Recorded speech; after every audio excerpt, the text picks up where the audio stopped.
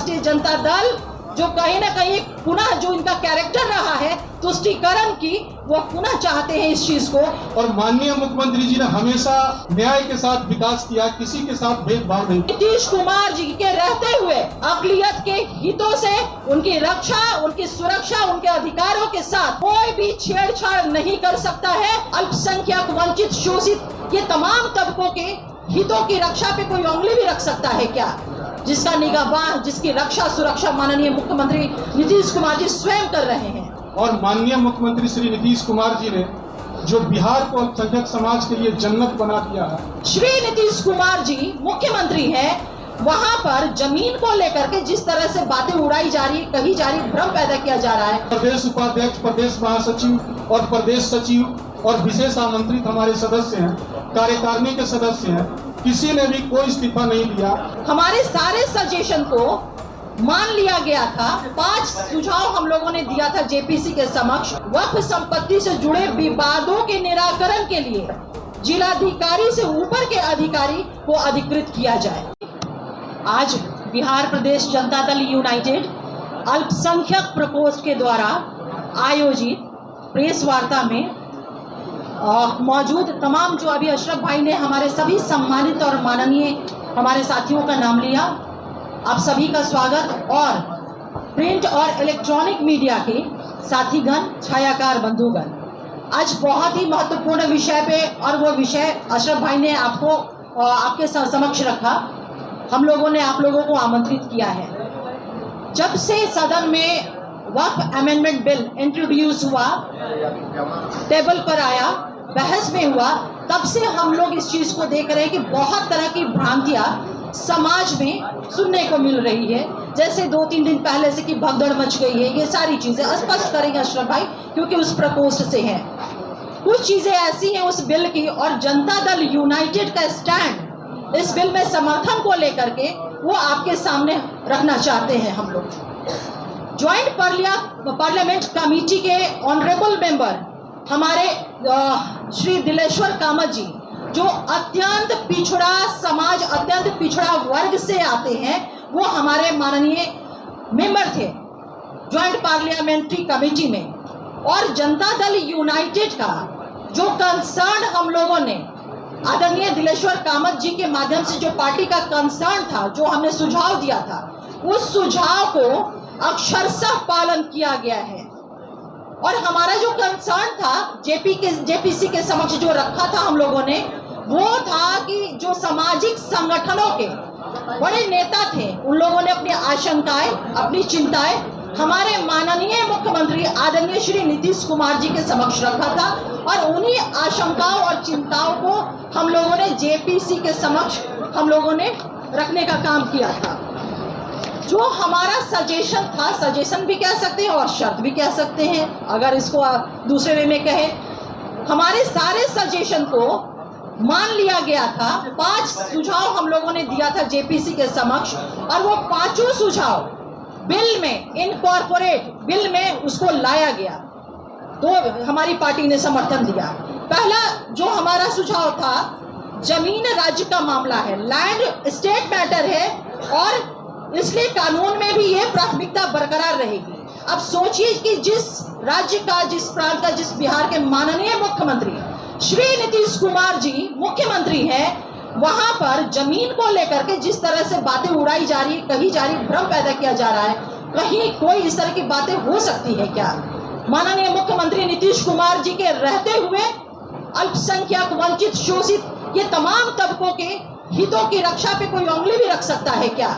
जिसका निगाहबान, जिसकी रक्षा सुरक्षा माननीय मुख्यमंत्री नीतीश कुमार जी स्वयं कर रहे हैं। दूसरा हमारा सजेशन था कि यह कानून पूर्व प्रभावी नहीं हो, यानी कि रेट्रोस्पेक्टिव वे में ना होकर के प्रोस्पेक्टिव वे में ये प्रभावी होगा। यानी कि जो चीजें जैसी हैं वहां से नहीं, बल्कि जब ये बिल एनेक्टेड हो जाएगा महामहिम के हस्ताक्षर के बाद, उसके बाद से इस बिल के प्रावधान प्रभावी होंगे। तीसरा सुझाव हमारा जो था सजेशन, वह कि अगर वक्फ की कोई संपत्ति रजिस्टर अगर नहीं है, लेकिन उस पर अगर कोई धार्मिक भवन जैसे कि मस्जिद हो गया, दरगाह हो गया, ईदगाह है, कब्रिस्तान है, जिसे आप लोग सुनते होंगे कि लोग जो चिंताएं व्यक्त कर रहे हैं, भ्रम फैला रहे हैं कि सब जो है वो बर्बाद कर ली जाएगी, हमारा सब खत्म हो जाएगा। लेकिन इस बिल के माध्यम से जो हमने सुझाव दिया है, इनकॉर्पोरेट हुआ है, ये माननीय मुख्यमंत्री नीतीश कुमार जी की गारंटी के रूप में न सिर्फ बिहार में बल्कि पूरे देश के अक़लियत समाज को ये मिला है कि उनके ये भवन जो है कहीं से भी इनके साथ छेड़छाड़ या किसी भी तरह का उसके साथ नहीं किया जाएगा। चौथा हमारा सजेशन रहा है, जो इनकॉर्पोरेट हुआ है, जिसको माना गया है, वक्फ संपत्ति से जुड़े विवादों के निराकरण के लिए जिलाधिकारी से ऊपर के अधिकारी को अधिकृत किया जाए।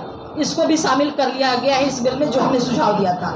पांचवा हमारा सुझाव और अंतिम सुझाव कि वक्फ बोर्ड की संपत्ति के डिजिटलाइजेशन के लिए, जिसको हम आम बोलचाल की भाषा में हम लोग कह रहे हैं कि पोर्टल पे रजिस्ट्रेशन की हम बात कर रहे हैं, तो उसके लिए 6 महीने का जो समय बिल में था, हम लोगों ने इस चीज को सुझाव दिया था कि इस समय सीमा को बढ़ाई जाए और हमारे इस सुझाव को मान लिया गया। ये हमारे 5 महत्वपूर्ण सुझाव थे जिसकी मैंने आपके समक्ष चर्चा की है। इनको जब बिल में इंट्रोड्यूस कर लिया गया, इनको बिल में इनकॉर्पोरेट किया गया, तब जाकर के हमारी पार्टी जनता दल यूनाइटेड ने बिल का समर्थन किया है। दूसरी बात मैं कहना चाहती हूँ आप लोगों से कि हैरानी होती है विपक्ष की बातों को सुन करके, हैरानी होती है कि इस विषय पे विपक्ष जिस तरह से बातों को कह रहा है, यह राष्ट्रीय जनता दल कह रहे हैं कि हम सुप्रीम कोर्ट माननीय सर्वोच्च न्यायालय जाएंगे। अरे भाई, आप लोगों को मैं बता दूं कि यह राष्ट्रीय जनता दल जो कहीं ना कहीं पुनः जो इनका कैरेक्टर रहा है तुष्टीकरण की, वो पुनः चाहते हैं इस चीज को, क्योंकि राष्ट्रीय जनता दल ने जेपीसी के समक्ष अपने किसी तरह का सुझाव दिया ही नहीं बिल के मद्देनजर। ये सबसे बड़ी बात है। वक्फ संशोधन बिल आने के बहुत पहले माननीय मुख्यमंत्री श्री नीतीश कुमार जी ने वक्फ की चिंता की और बिहार में वक्फ विकास बोर्ड की स्थापना की। इसके तहत 110 करोड़ का वित्तीय आवंटन किया गया, जिससे अल्पसंख्यक छात्रावास, विवाह, मल्टीपर्पज बिल्डिंग आदि का निर्माण संभव हो पाया है। तो आप समझ सकते हैं कि माननीय मुख्यमंत्री नीतीश कुमार जी ने अल्पसंख्यकों के हितों की रक्षा, उनके अधिकारों की रक्षा, इन तमाम चीजों को बहुत ही, ये उनका ट्रैक रिकॉर्ड भी रहा है। तो मैं आप लोगों के माध्यम से अपने आवाम की लोगों को यह बिल्कुल मजबूती के साथ और पूरी मैं जवाबदेही के साथ यह विश्वास दिलाती हूँ कि माननीय मुख्यमंत्री नीतीश कुमार जी के रहते हुए अक़लियत के हितों से उनकी रक्षा, उनकी सुरक्षा, उनके अधिकारों के साथ कोई भी छेड़छाड़ नहीं कर सकता है। अगर कोई ऐसा दुस्साहस भी करने की कोशिश करेगा तो जनता दल यूनाइटेड उनके उस दुस्साहस में कील ठोक देगा। मैं अब आगे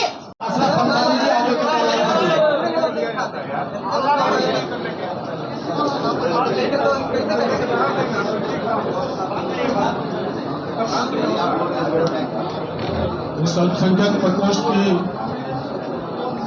प्रेस वार्ता में मीडिया के सभी भाइयों का हम स्वागत करते हैं।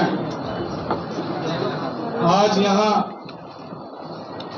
वक्फ बिल पर इस प्रेस वार्ता को बुलाया गया है, जिसमें